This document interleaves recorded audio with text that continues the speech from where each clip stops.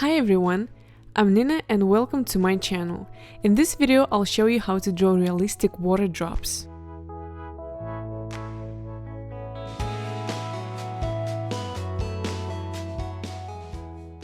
I'm going to use only two pencils, H and 2B, a blending tool, in my case it's a brush, and an eraser. I'm using a kneadable eraser, but it's optional, we can take any other eraser.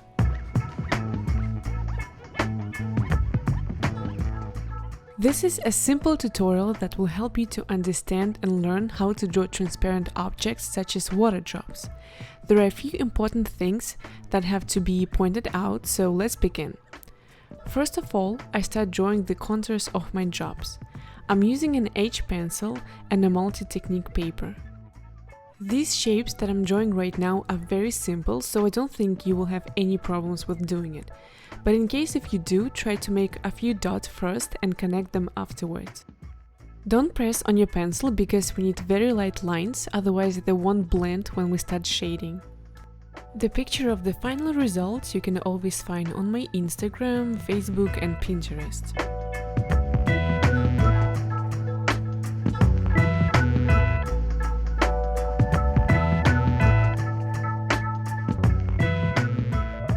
So these are the contours of my future water drops, and now I'm starting to shade very slightly using the same H pencil. I'm filling in all the drops with a light gray color. I'm trying to keep my strokes as close as possible. It is very important to apply the pencil evenly, so I'm smoothing everything out using a flat brush. If you don't have a flat brush, you can take a cotton bud, a tissue or any other blending tool.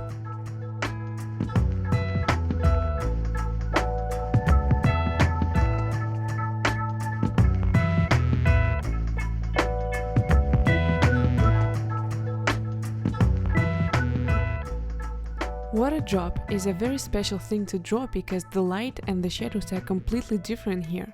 I would even say they're opposite comparing to any other object. The thing is, shadows are facing the light source. So if the light is coming from the top left, then the shadows on the drop have to be on the top left too. I drew a little sun to show where the light is coming from on my drawing.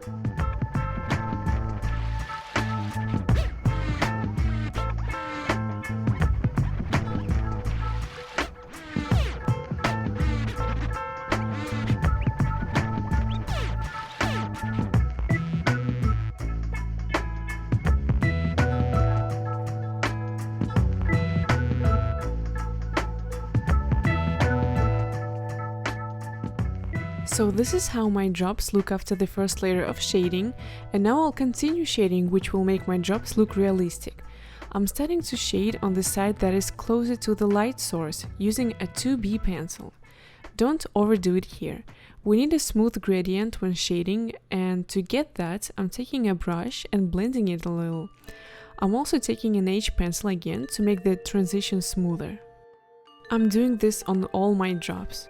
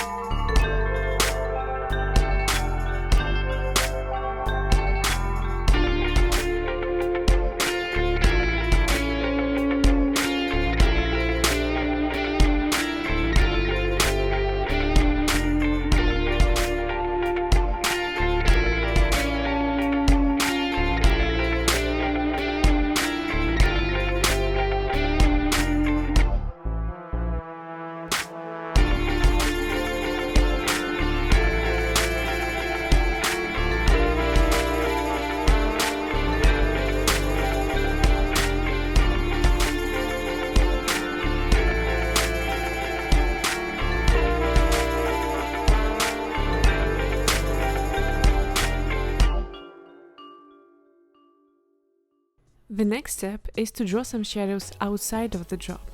This will give us some kind of a 3D effect because this shadow is casted by a drop, like, you know, as if it wasn't drawn. So this is my first drop. It's not finished yet, of course, but very close to be done. Now I'm doing absolutely the same thing to all the other drops.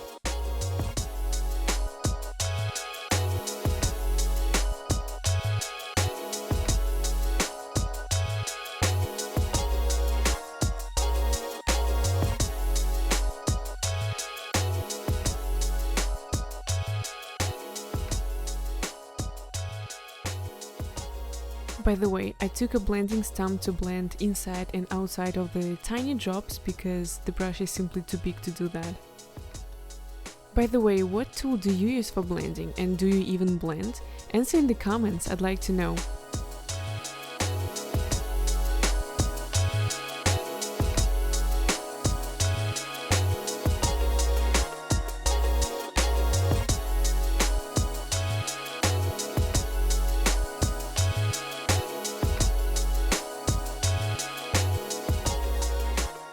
I did it!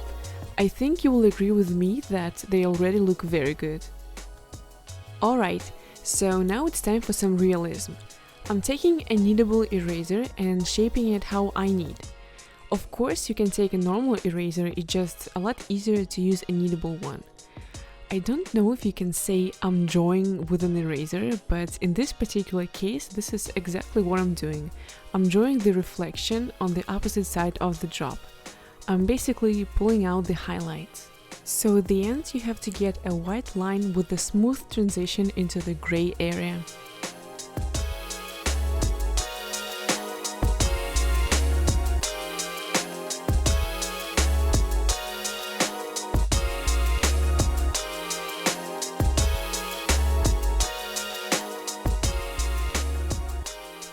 And the last step of my tutorial is adding some flares.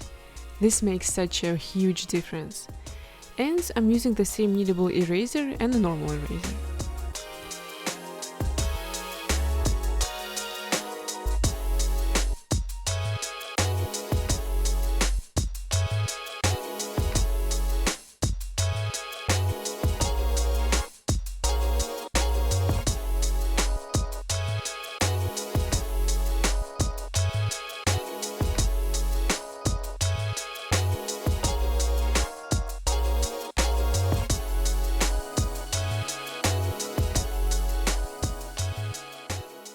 And as the very last thing, I decided to take a black pencil to enhance the contrast.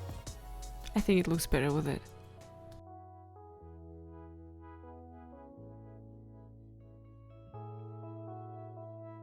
So this is the end of my tutorial. Thank you for watching. I hope you enjoyed it, and don't forget to subscribe and press the bell. If you have any questions, I will gladly answer them in the comments. That was it. Thank you for watching and see you soon, guys. Bye!